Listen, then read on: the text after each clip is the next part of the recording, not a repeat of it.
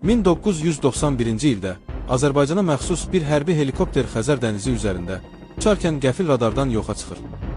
Heç bir siqnal, qəza çağırışı və ya partlayış səsi olmur.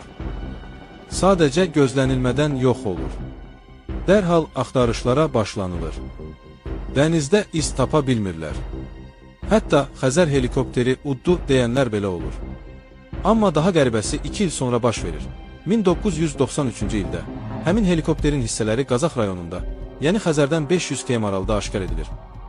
Necə olub ki, dənizdə yoxa çıxan helikopter 2 il sonra dağlıq ərazidə tapılır? Rəsmilər izah vermir.